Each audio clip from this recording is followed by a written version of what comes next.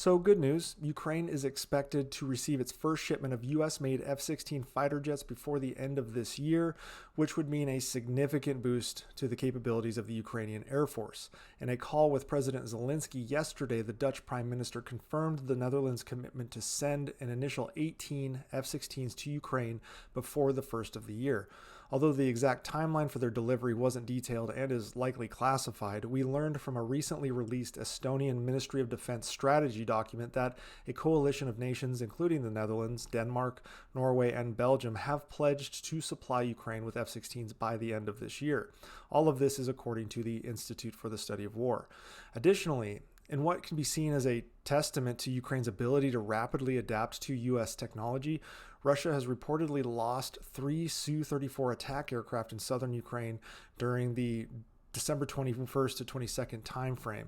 This was due to U.S.-made Patriot missile batteries that were provided by Germany, and Germany provided these 2 weeks ago. This story was corroborated with similar reports from the Ukrainian Air Force saying they shot down 3 Su-24 aircraft on December 22nd, and there have been similar claims by Russian military bloggers about Ukrainian air defenses downing Russian aircraft in the same region at the same time period.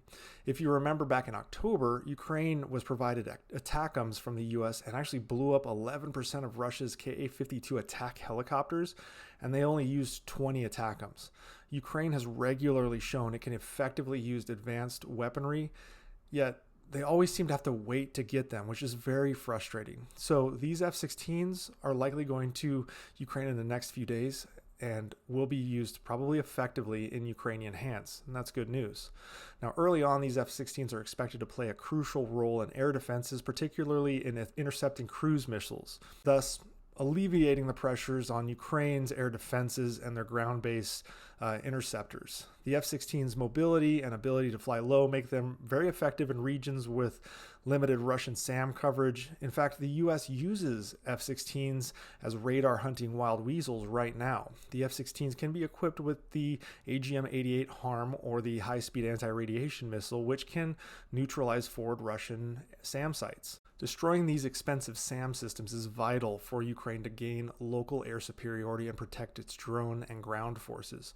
With around 60 F-16s promised, once they have a full fleet, higher impact missions will become more feasible, and the F-16s can also start targeting multi-role aircraft and force them into air-to-air roles, leading to fewer effective Russian air-to-ground strikes on Ukrainian forces. This is due to the extraordinary capabilities of the F-16 and presents it as a far superior dogfighter than anything fielded by the Russians, including, and I'm going to call it right now, despite what any Russian fanboys are going to say, the F-16 is better than the Su-57 fifth generation aircraft. And let's be honest, it's actually more of like a 4.2 generation.